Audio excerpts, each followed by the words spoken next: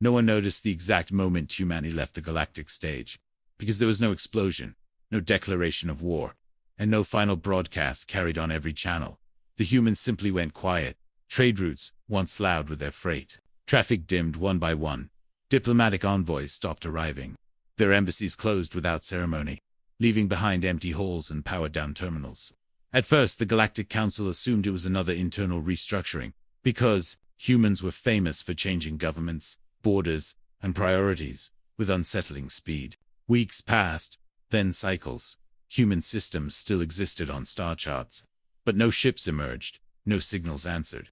Probes sent to investigate returned only with automated beacons repeating the same message in a dozen trade languages. Humanity has withdrawn from interstellar participation. No reason was given, no apology offered. The council chamber filled with unease rather than outrage. Humanity had always been loud, argumentative, emotionally volatile, and endlessly involved in the affairs of others. Their absence felt like a storm that had not yet broken. Some delegates laughed it off, claiming humans would return the moment they needed resources or attention. Others remembered history. They remembered that when humans went silent during their own planetary wars, entire cities vanished before anyone understood what was happening. Archivists were ordered to review the human record. What they found unsettled even the oldest species present. Every major human conflict followed the same pattern: escalation, chaos, then silence.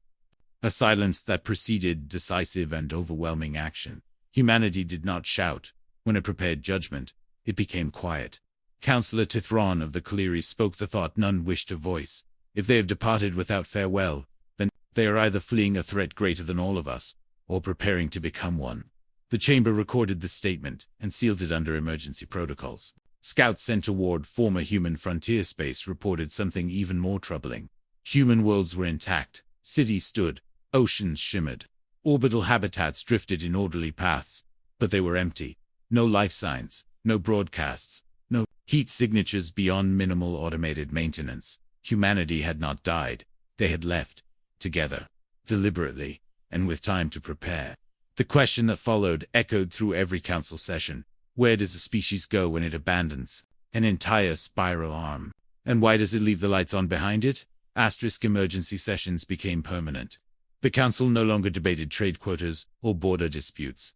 Every discussion circled back to humanity, to their absence, to the growing dread that this silence was intentional. Species that had once mocked human impulsiveness now found themselves studying human philosophy. They read translated texts about restraint, escalation ladders, and something humans called the quiet before the storm, military. Analysts replayed recordings of past joint operations, noting how humans fought. They were reckless at first, loud and improvisational, but when they went quiet on the battlefield, casualties always followed shortly after, not human casualties. A proposal was raised to formally condemn humanity for abandoning their treaty obligations. It failed unanimously. No one wanted to be on record provoking a species that had vanished by choice. Religious factions interpreted the departure as ascension. Others called it exile. A few whispered the forbidden idea that humanity had judged the galaxy unworthy of their presence. Those whispers spread fastest of all. Then came the long-range detections. Not ships, not weapons, but movement, at the edge of observable space. Gravitational distortions suggested mass relocation on a scale previously considered impossible. Someone was moving stars, or building around them. The council ordered silence. No public announcements, no panic. But panic does not require permission. Civilian networks filled with speculation. Markets destabilized. Old grudges resurfaced as species began preparing defenses they had sworn never to rebuild.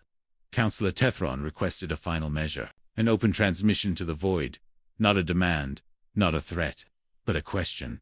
The message was simple. Humanity, if you still hear us, why did you leave? The signal was broadcast across known and unknown frequencies.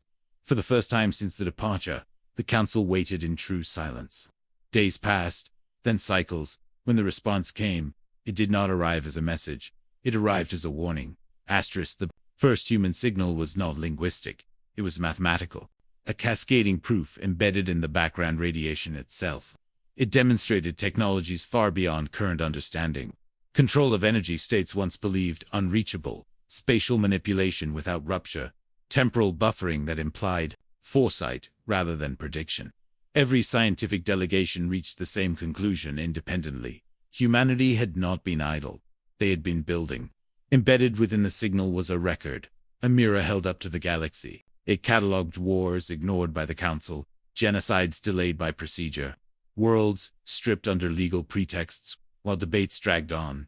Human observers had been everywhere, watching, recording, measuring not strength but intent. The final section of the signal was translated last, because no one wanted to be the first to say it aloud. Humanity has concluded its observation phase. Judgment requires distance. We have taken it. Panic erupted. Fleets mobilized. Borders closed. But nothing attacked. No human ships appeared. No weapons fired. Instead, former human space began to change. Stars dimmed as colossal structures unfolded around them. Not fortresses, archives, foundries, gardens. Places designed not for war but for permanence. A younger delegate asked the question that haunted them all. If this is judgment, where is the punishment? The answer came not from humanity, but from the data itself. Humanity was not preparing to destroy the galaxy. They were preparing to outlast it, to survive whatever collapse they believed was coming. And they had decided who would be allowed to follow.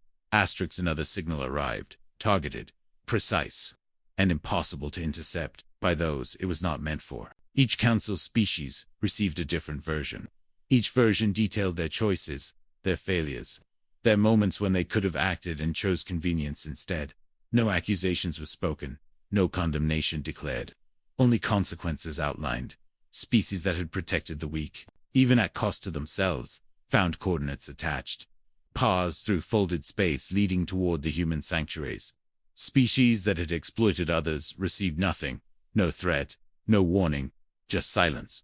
Councillor Tithron wept openly. As the realization settled, humanity was not acting as conquerors or gods. They were acting as archivists of morality, preserving what they deemed worthy of survival, leaving the rest to face whatever future arrived without them. Attempts to negotiate followed, to apologize, to bargain. None were answered. Humanity had already made its choice. The Council itself fractured. Alliances dissolved.